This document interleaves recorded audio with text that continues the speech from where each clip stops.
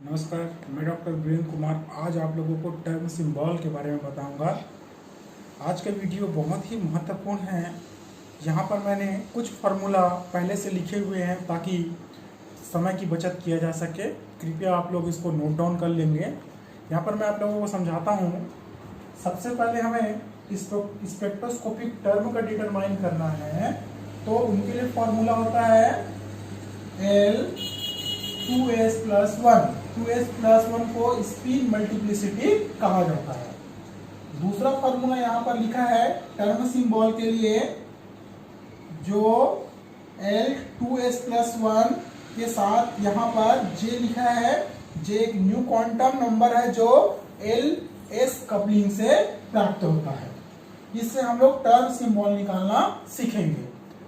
अब मान लीजिए हमारे पास दो डिफरेंट ऑर्बिटल है, जैसे p या सेम ऑर्बिटल हो या डिफरेंट ऑर्बिटल हो। यदि वो 3p से 4p में जा रहा है या p1 से d1 में जा रहा है, जब दो डिफरेंट ऑर्बिटल हो उनके लिए l का मान कुछ इस प्रकार से आप लोगों को ध्यान में रखना है। L1 प्लस L2 से L1 और L1 माइनस L2, ये फॉर्मूला याद रखना है डिफरेंट ऑर्बिटल के लिए। यदि मान लीजिए वो d ऑर्बिटल की है, तो उसके लिए हमें d कक्षक में जो पाया जाता है हमारा ट्रांजिशन एलिमेंट्स, उनके लिए हमें समेशन ऑफ l, सभी l को L1 L2 L3 को जब आपस में जोड़ते हैं उसको समेशन ऑफ l, तो ये फॉर्मूला याद रखना है आपको। अगला s डिफरेंट ऑर्बिटल के लिए s is equal to s1 plus s2 s1 minus s2, ये याद रखना है। जब एक साथ ट्रांजिशन एलिमेंट का कोई एलिमेंट है तो उसके लिए समेशन ऑफ s, जिसका मतलब s1 s2 और s3 एंड सो ऑन होता है। नेक्स्ट फॉर्मूला हमारा स्पिन मल्टीप्लिसिटी का फॉर्मूला, ये वेल नोन है, जो 2s+1 होता है। अगला जो फॉर्मूला होता है हमारा, j का मान किस पर निर्भर करता है, l और s की कपलिंग पर, और l और s का कपलिंग l प्लस s और l माइनस s के ऊपर डिपेंड करता है, जो l plus s more than half field, इसका मतलब होता है 1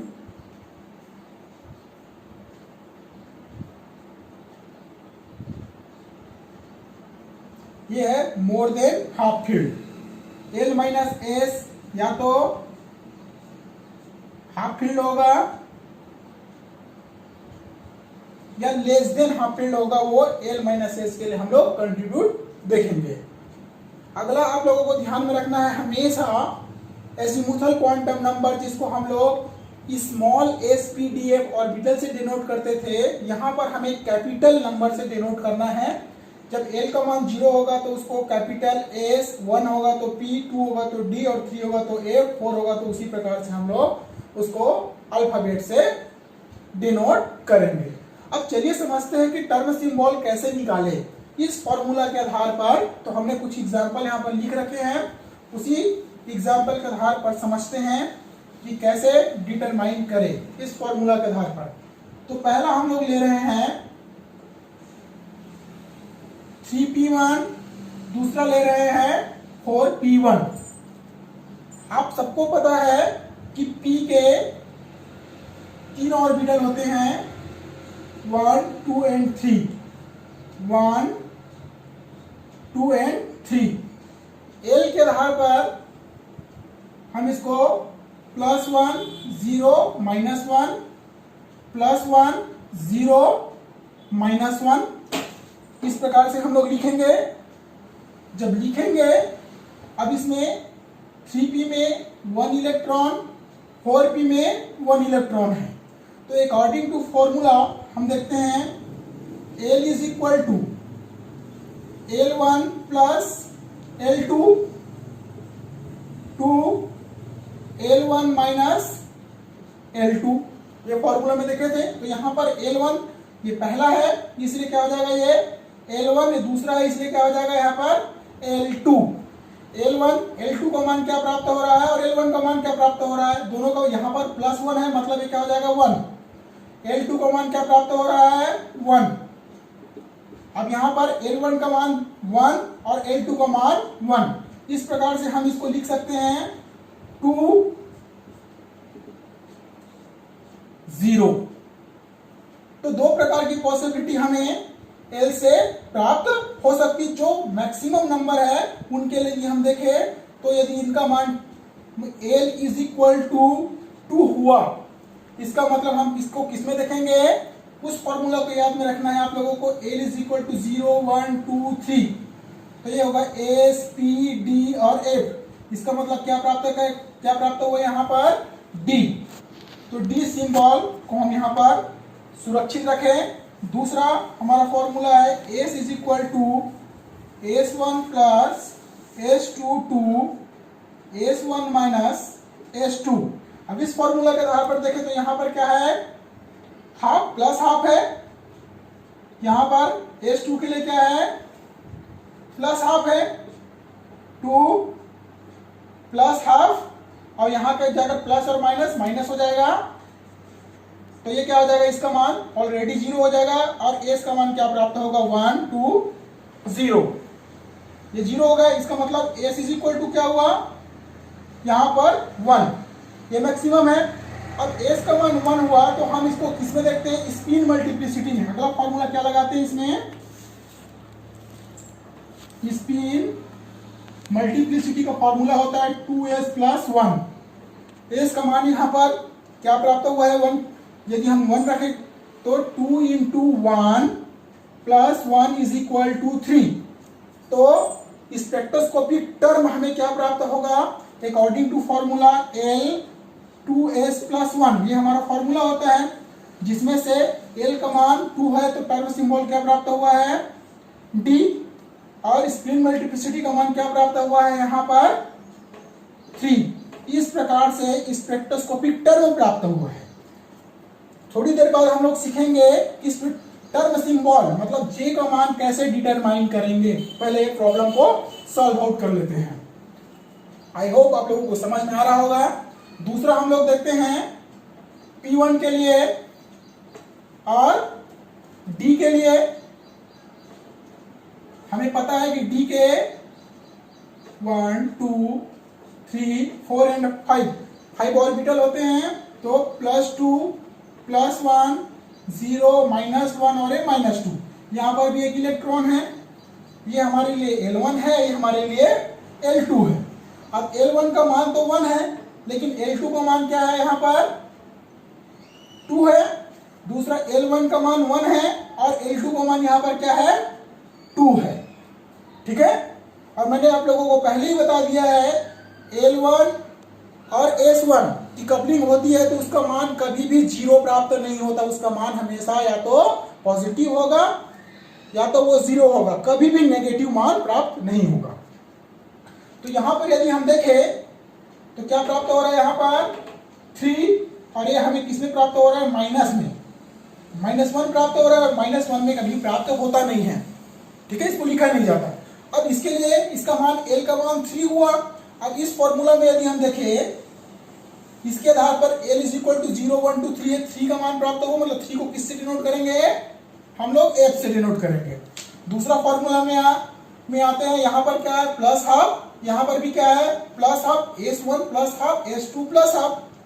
यहाँ पर प्लस हाफ प्लस माइनस का माइनस हो जाएगा। तो इस प्रकार से 1 और 0 मतलब मैक्सिमम प्रोबेबिलिटी किसकी है, ये 1 का। तो यदि हम इस फॉर्मूला में या स्पिन मल्टीप्लिसिटी में S का मान लिखे, S बराबर क्या प्राप्त हुआ है, 1 हुआ है, तो क्या होगा 3। ये फॉर्मूला में रखे L, ये हमारा फॉर्मूला है स्पेक्ट्रोस्कोपिक टर्म के लिए। अब यहाँ पर L का मान क्या प्राप्त हुआ है, 3, इसलिए इसका मान क्या हो जाएगा, F। इस प्रकार से प्राप्त होता है। तीसरे के लिए यदि हम देखें, ये सॉल्व आउट हुआ, ये सॉल्व आउट हुआ। अब हम तीसरे के लिए देखें,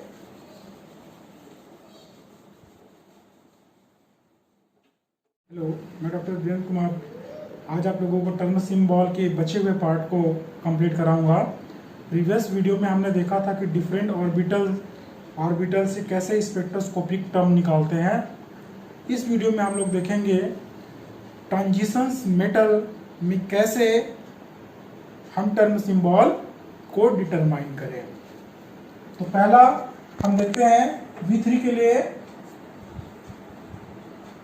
यहाँ पर ये ट्रांजिशंस मेटल है, बी ब्लॉक का एलिमेंट है 1 2 3 4 एंड 5। डी ऑर्बिटल के 5 होते हैं। चूंकि इसमें 3d2 +2 +1 0 -1 और -2, मतलब यहाँ पर 2 इलेक्ट्रॉन हैं। अब हम अकॉर्डिंग टू फॉर्मूला देखने के लिए आप लोग प्रीवियस वीडियो को देखिए।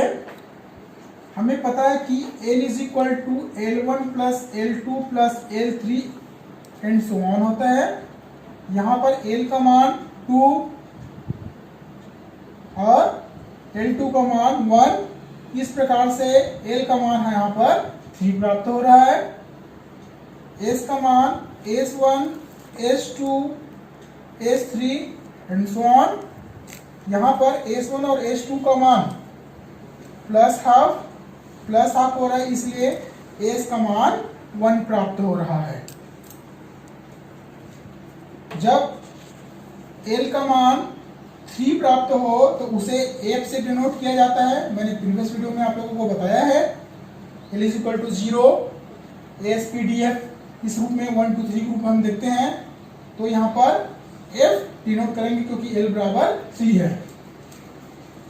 इसके बाद हमें डिटरमाइन करना होता है स्पिन मल्टीप्लिसिटी का फॉर्मूला होता है 2s + 1। तो इसको डिटरमाइन करेंगे 2 × 1 + 1 = होता है 3। अकॉर्डिंग टू फॉर्मूला यदि हम इसमें पुट करें L 2s + 1 और J, ये टर्म सिंबल डिटरमाइन करना है। हम L निकाल लिए, 2s + 1 निकाल लिए। अब हमें J निकालना है।